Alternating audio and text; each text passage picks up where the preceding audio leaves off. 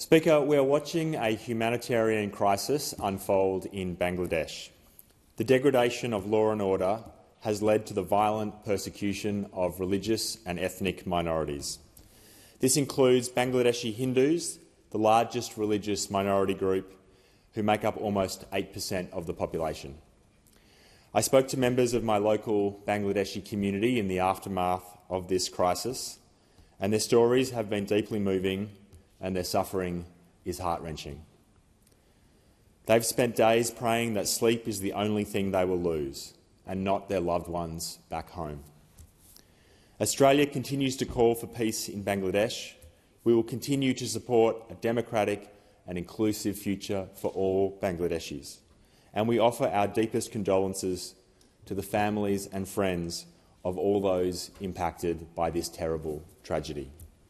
I want to acknowledge the work and contributions of the Bangladeshi community in my electorate, in particular Prabir Maitra, Rizwan Chowdhury and Suman Saha.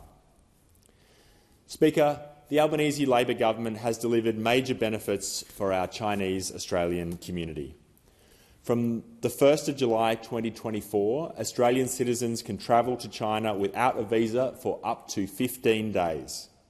And with the Mid-Autumn Festival fast approaching, this policy will help many in our community to reunite with their loved ones in China. Last year, Prime Minister Albanese marked the 50th anniversary of China-Australia relations with an historic visit to China. And in June, the Prime Minister also welcomed Premier Li to Parliament House, marking the first visit by a Chinese Premier in 7 years. Under the Albanese Labor government, we have finally seen positive progress in the Australia-China relationship, delivering new benefits to our local Chinese community. Speaker, last Friday I attended the Team Simon Foundation Gala Dinner for Cystic Fibrosis. Cystic fibrosis is often called the invisible battle. Every 4 days a baby is born with cystic fibrosis, and the average lifespan of someone who has it is less than half the average at just 34 years, and there is currently no cure. Speaker, no parent wants to hear the words, "Your child's results have come back, they have cystic fibrosis." But at just 17 months, that was exactly what happened to Simon Bazuni's parents. And inspired by his battle, his parents founded the Team Simon Foundation for Cystic Fibrosis in 2018. Since then, they have raised more than $570,000 and received more than 790 donations. I want to acknowledge the hard work of Harry, Teresa and Simon Bazuni for their efforts to find a cure for this terrible disease. Speaker, I want to recognise the incredible heritage of Parramatta.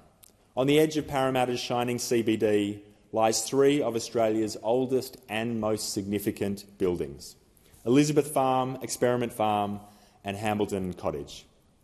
These sites, within walking distance of each other, tell the story of Australia. Elizabeth Farm was where our merino wool industry was born.